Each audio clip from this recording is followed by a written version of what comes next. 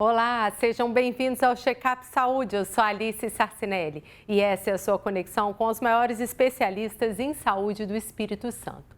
O tema hoje vai interessar muito as famílias, mas na verdade todo mundo constrói uma autoimagem na infância. A gente vai falar sobre a imagem corporal que as crianças constroem e que nos acompanham para o resto da vida. Fica aqui com a gente, com as nossas especialistas. Temos aqui hoje a endocrinologista, a doutora Gisele Lorenzoni. Seja bem-vinda, doutora Gisele. Obrigada, Alice. Obrigada pelo convite e falar de um assunto que é muito importante, é de extrema importância para a gente levar para o resto da vida. Seja bem-vinda também a nossa psicóloga materna infantil, doutora Renata Bedran. Seja bem-vinda, doutora. Obrigada, é um prazer estar aqui e sempre disposta a ajudar. Doutora, comece explicando para a gente, então, sobre esse tema imagem corporal das crianças. Como é que se constrói essa imagem? Então, a imagem corporal da criança ela é construída a partir do que os pais pensam deles mesmos, assim. Qual a relação deles com a comida, qual a relação... E vários fatores influenciam, né? As mídias sociais influenciam, a família, a cultura, né? Porque se a gente for pegar uns exemplos... As próprias bonecas das crianças, a Barbie, que é um ícone, a criança desde criança já vai tendo contato com um biotipo que não é real. Alta, magra, loura, de cabelo liso. Isso. As manequins, né, que a gente tem acesso quando passeia, se a gente fosse botar essas manequins na vida real, elas não menstruariam de tão magras que elas são. E, além disso, a criança é um ser em formação. Então, a gente tem que tomar muito cuidado com o que a gente fala da gente mesmo, porque a família é o primeiro convívio e é um convívio contínuo na vida da criança. E até os 10 anos de idade, os pais são os maiores influenciadores das crianças, dos seus filhos. Então, tudo que a gente fala, por exemplo, teve uma época que meu marido, ele queria emagrecer, então todo dia ele ia na balança e se pesava. Aí eu falei para ele, não faz isso, porque a Camila pode passar a olhar para ela e pensar, nossa, meu pai então quer emagrecer, será que a minha barriga tá grande, né? Ela transfere para ela. Isso. Então é muito importante que os pais se aceitem do jeito que eles são e que não deem tanta ênfase para a aparência física dos outros também, né? Porque isso chama a atenção da criança, assim. Não ficar falando, nossa, aquela pessoa é muito magra, ou aquela pessoa é muito gorda. E também não falar sobre dieta. Várias crianças, assim, às vezes falam, ai, tia, eu tô de dieta, sabe? Ela ouviu isso da onde? De dentro de casa. Então, o adulto, ele tem que cuidar da saúde sim, mas do seu bem-estar e da qualidade de vida, sabe? Não ir atrás de um biotipo que é irreal, né? Porque nós temos vários biotipos na população, então nem sempre alguém vai ser alto, magro, com seio proeminente, igual a boneca Barbie, por exemplo. E a gente vê isso muito presente porque eu tenho uma filha de 4 anos e outro dia ela chegou em casa, ela tem o cabelo onduladinho aqui na ponta com cachinho. Ah, mãe, eu queria que o meu cabelo fosse liso. Ela vai se espelhando, eu queria que fosse liso igual o seu, ou, né, eles se espelham na gente. E eu achava que essa questão da imagem corporal também era muito do que a gente fala para a criança também, sobre ela, isto vai influenciar. Minha filha, não come chocolate, você vai ficar gorda, sua barriga já está maiorzinha, não põe essa roupa. Isso também influencia, não só o que a gente fala da gente? Sim, influencia. É importante sempre realçar, né, a parte da saúde. Por exemplo, a minha filha, ela sempre gosta de comer muito chocolate. Eu falo, não, filha, eu gosto muito de usar livro. Então, a gente já leu aquele livro, lembra que muito açúcar faz mal para o nosso organismo? Eu nunca coloco uma conotação de que ela vai engordar ou vai ficar gorda. Não que isso não seja uma questão para mim, porque a gente vive numa sociedade que espera que as mulheres sejam magras, né, elegantes, cabelo escovado. Então, eu também, como psicóloga, mas principalmente como mãe, eu me eu faço um Policia, esforço, né? para não ir para esse lado. Você quer ficar com barrigão? Você quer ficar gorda? Então, a gente tem que... E sempre o que é importante é a gente destacar o que a criança tem, que qualquer ser humano tem, as habilidades dela, o carisma, a inteligência, destacar os pontos positivos, sem destacar a aparência física, né? Não que você também não possa elogiar a sua filha, você tá linda hoje, isso também não é proibido, não.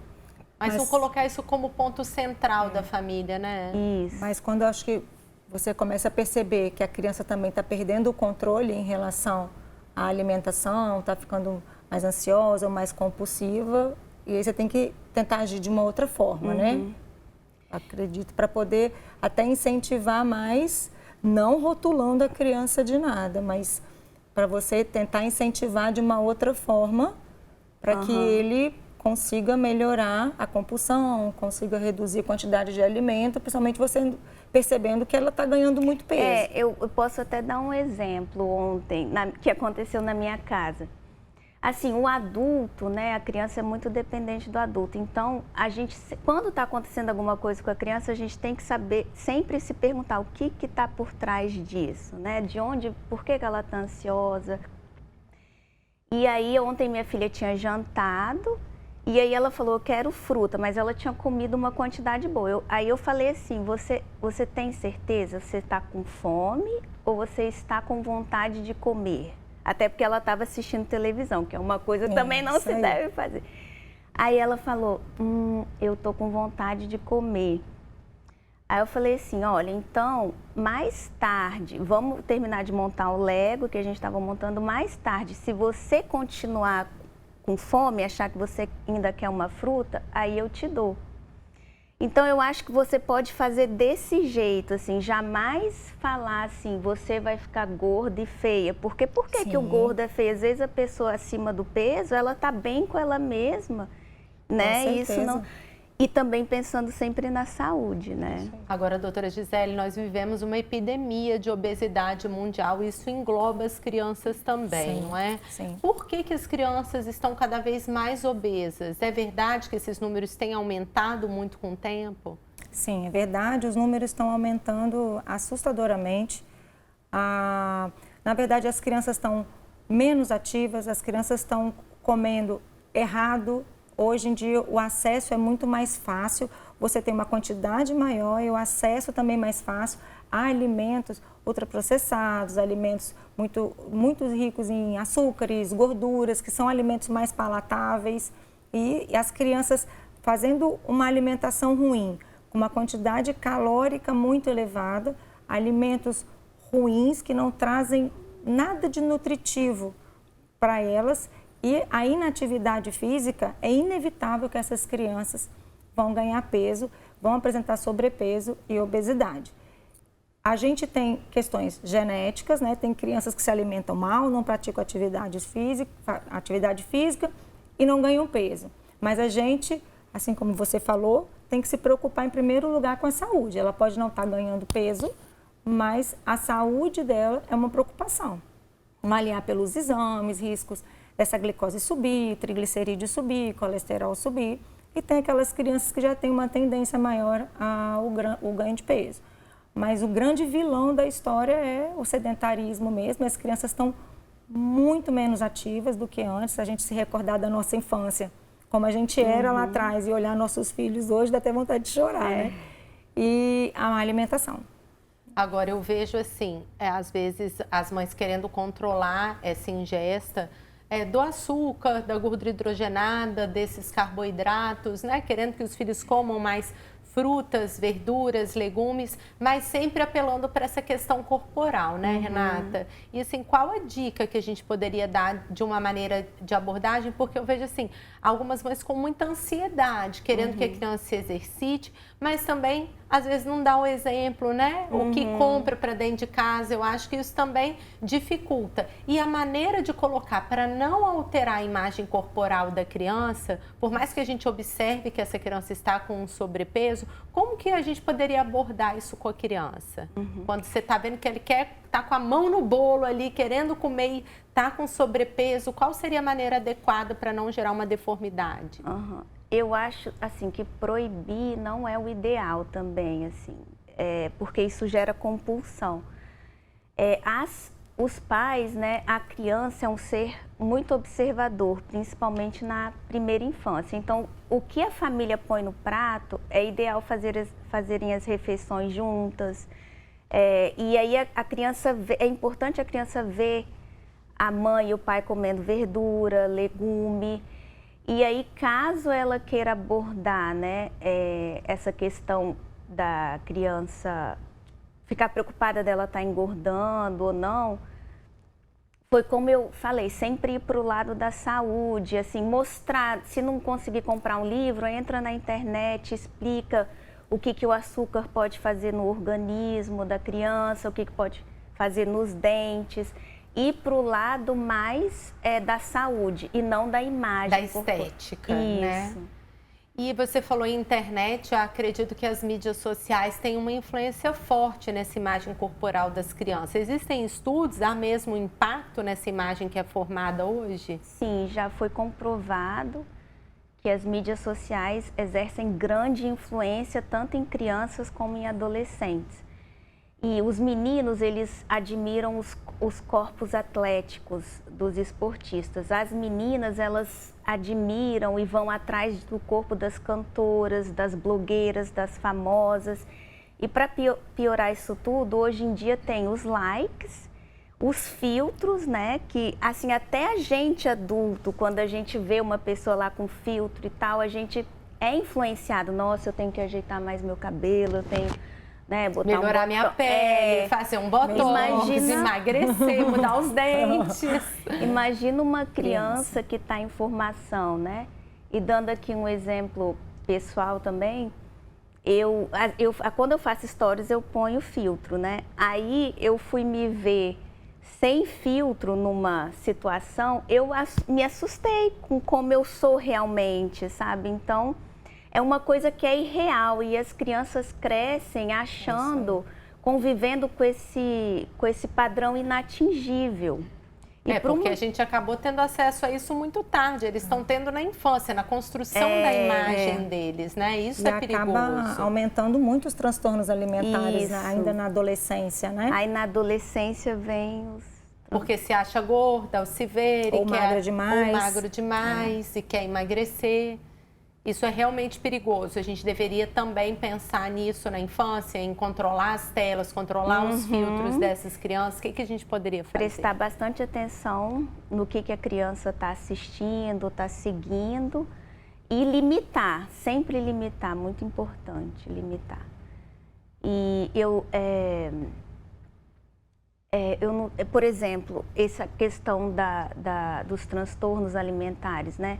Tem uma pesquisa também que fala que a forma como os pais lidam com a comida, né? Se tem uma relação assim obsessiva com a comida, a tendência é que os filhos vão vir a ter transtornos alimentares. Obsessiva no sentido de obrigar a criança a comer? Ou ser muito rígida, né? De não comer nada, ou o contrário, comer de tudo sem limite, né? Influencia as crianças, porque ou elas vão ficar o oposto, nossa, minha mãe é assim, não quero ficar assim. Ou elas vão seguir o exemplo da rigidez. E doutora Gisele, como deve ser a alimentação na infância? A gente acaba medindo pela imagem que a gente vê da criança mesmo, se está gorda ou se está magra. O que seria um parâmetro para a gente ver, começar a desconfiar que o filho não está numa medida de saúde ideal em relação à gordura corporal mesmo, a um sobrepeso ou obesidade? O que é a diferença de um e do outro? E como que a gente começa a perceber que está fugindo do normal?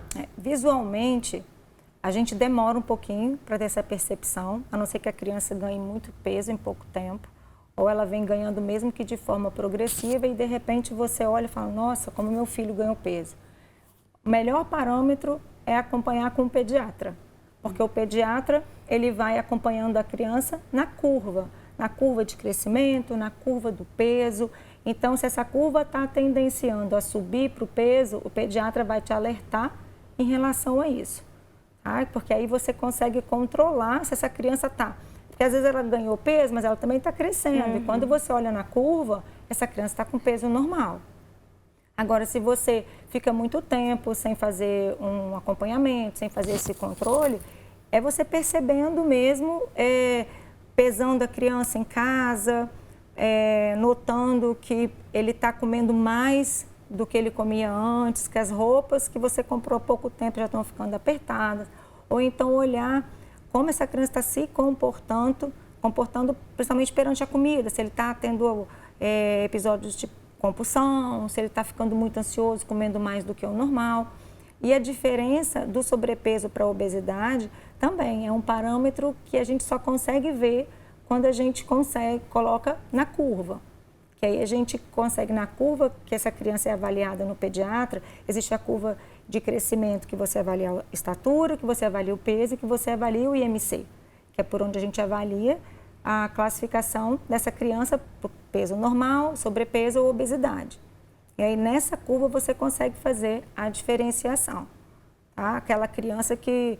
Tem criança que você já olha e nitidamente ela está acima do peso, uma criança que está obesa, mas para você fazer essa diferenciação, ter esse discernimento, tem que ter um acompanhamento regular. E óbvio, né? Manter uma alimentação controlada em casa. Criança, gente, tem que comer de tudo.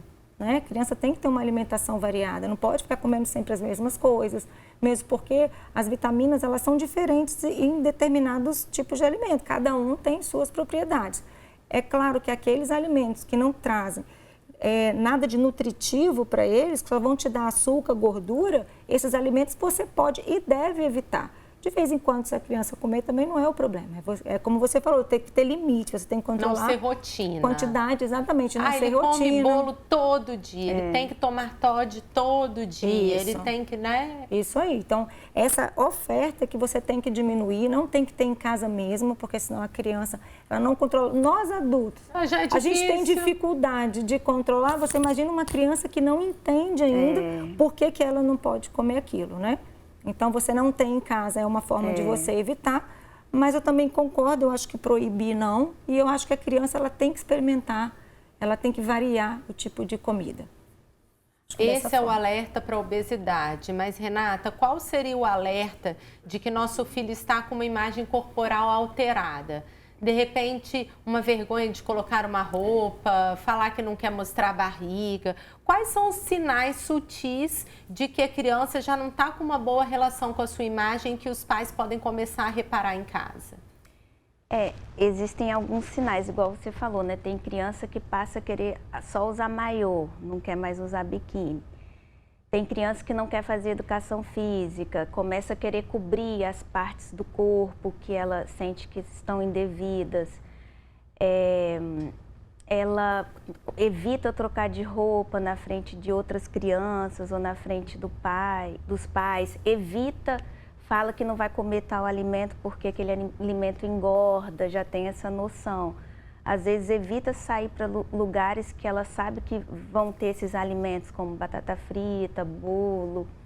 Aí a mãe tem que ligar o alerta. Porque não é normal criança pensar nisso, é uma preocupação da mãe, né? Se a própria criança já está colocando esse sinal de impedimento.